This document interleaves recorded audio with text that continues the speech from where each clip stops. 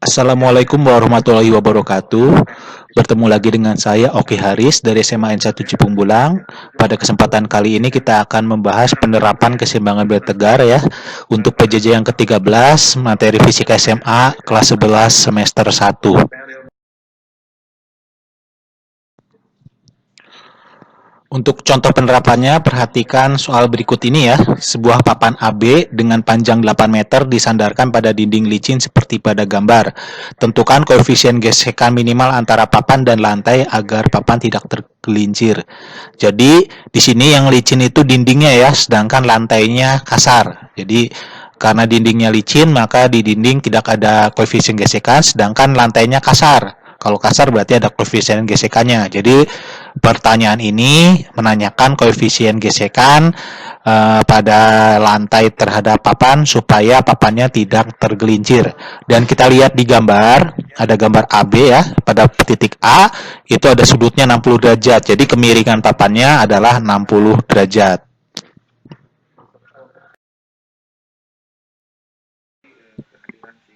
Dari soal kita mengetahui bahwa panjang papannya adalah 8 meter, berarti diketahui L-nya 8 meter.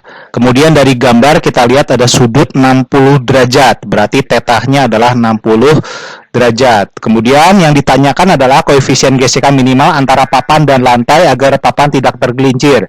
Nah, papan dengan lantai itu ada di titik A, koefisien gesekan itu adalah simbolnya mu, maka yang ditanya adalah mu A. Baik, kita akan menjawab satu persatu. Pertama-tama kita gambar dulu gaya-gaya yang bekerja. Papan memiliki gaya berat W arahnya ke bawah. Berarti kita simbolkan panah W ke arah bawah. Kemudian papan itu ditahan oleh lantai dan dinding. Nah, oleh lantai ditahan oleh gaya normal ya. Gaya yang tegak lurus bidang lantai. Kebetulan lantainya mendatar, tegak lurusnya ke atas. Maka gaya normal lantainya adalah ke arah atas, disimbolkan dengan NA, sebab lantai itu titik A ya. Selain ditahan oleh lantai, papan juga ditahan oleh dinding. Dindingnya vertikal berada di titik B ya.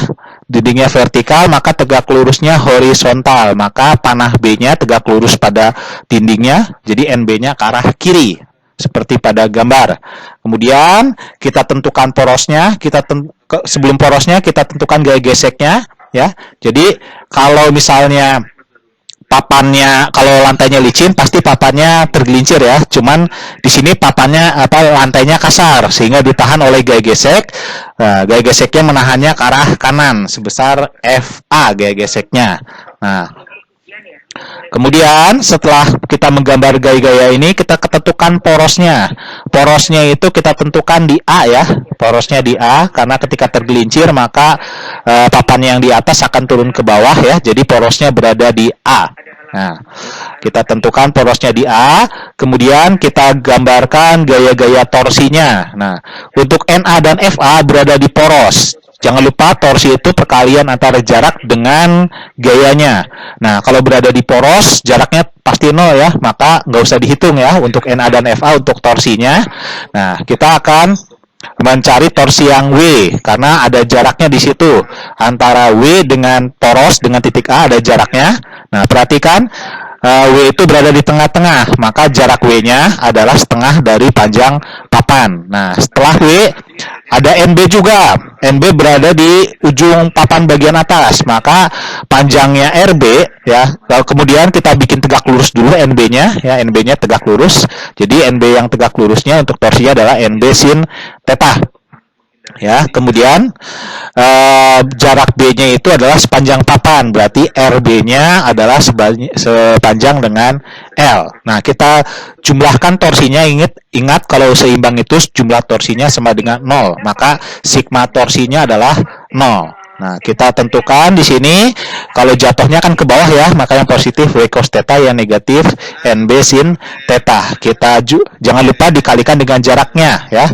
Jadi torsi W dikurangi torsi B sama dengan 0. Ya, torsi W adalah untuk yang berat, torsi B itu adalah untuk gaya normalnya ya.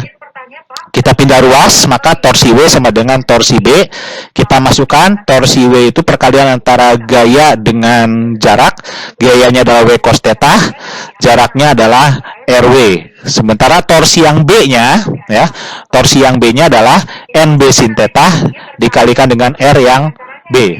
Nah, kita masukkan saja RW-nya itu setengah dari L, ya.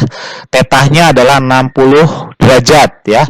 RB-nya adalah L. Maka kita masukkan W cos 60 derajat dikali setengah L sama dengan NB sin theta dikalikan dengan L. Nah, ada L di sisi kiri dan L sisi kanan bisa kita coret, ya.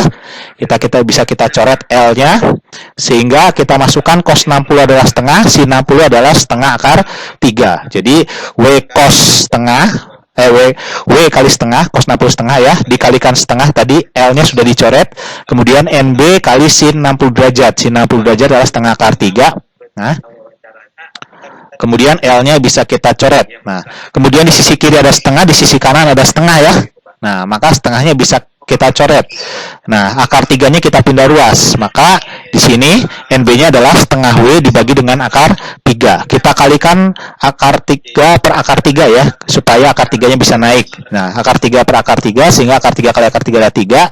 Kita kalikan dengan 2, maka hasilnya adalah 1 per 6 akar 3 W. Jadi NB-nya, gaya normal B-nya kita dapatkan adalah 1 per 6 akar 3 W.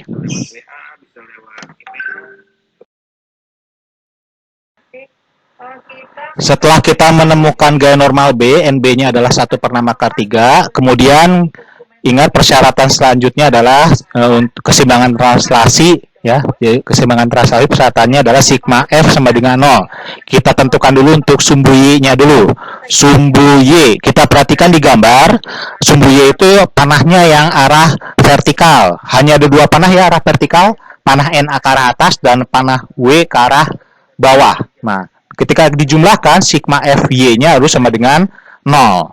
Maka kita jumlahkan NA dengan W. Jadi NA dikurangi W sama dengan 0. Kita pindah ruaskan W-nya dari sisi kiri ke sisi kanan. Jadi NA-nya sama dengan W. Itu untuk sumbu Y. Selanjutnya, kita tentukan untuk sumbu X. Kita lihat panah-panah di gambar arah sumbu X. Sumbu X itu arah kanan dan kiri, ya. Kebetulan di gambar yang panahnya kanan kiri itu, nah, itu ada panah NB. Panah NB arahnya ke arah kiri, kemudian panah FA. Panah FA arahnya ke arah kanan. Maka kita jumlahkan sigma Fx-nya harus sama dengan 0. Kita jumlahkan NB dengan FA dari gambar, ya. Maka FA dikurangi NB sama dengan 0. Kita bisa pindah ruaskan NB-nya dari sisi kiri, kita pindah ruaskan ke sisi kanan. Maka FA-nya sama dengan NB. Nah, selanjutnya kita ingat persamaan untuk gaya gesek, ya. F kecil sama dengan mu kali N, ya. Kebetulan di sini ada di titik A maka NA, maka FA sama dengan mu kali NA. Nah, FA-nya kita masukkan dari persamaan sumbu X. FA-nya sama dengan NB, ya. NA-nya kita masukkan persamaan sumbu Y. Maka di sini NB dikali sama dengan mu dikalikan dengan W. Nah, NB-nya kita masukkan dari jawaban yang di atas, 1/6 akar 3. Maka 1/6 akar 3W, ya, 1/6 akar 3W kita masukkan, 1/6 akar 3W sama dengan mu kali W. Di sisi kiri ada W, di sisi kanan ada W. Bisa kita coret. Didapatkanlah hasil koefisien gesekannya, mu adalah 1/6 akar 3. Jadi ketemu ya bahwa koefisien gesekan minimalnya mu-nya adalah 1/6 akar 3.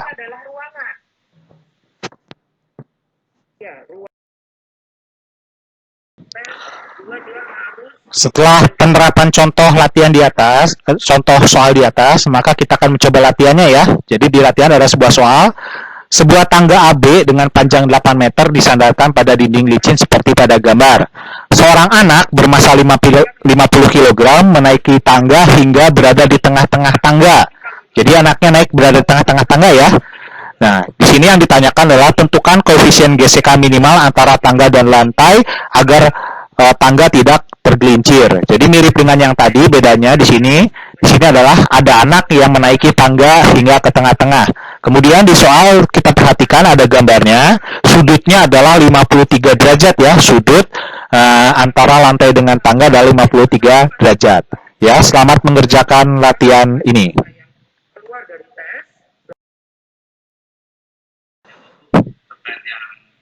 Demikianlah pembahasan PJJ kita ke-13 tentang penerapan keseimbangan gerak tegar. Sampai jumpa di lain waktu. Wassalamualaikum warahmatullahi wabarakatuh.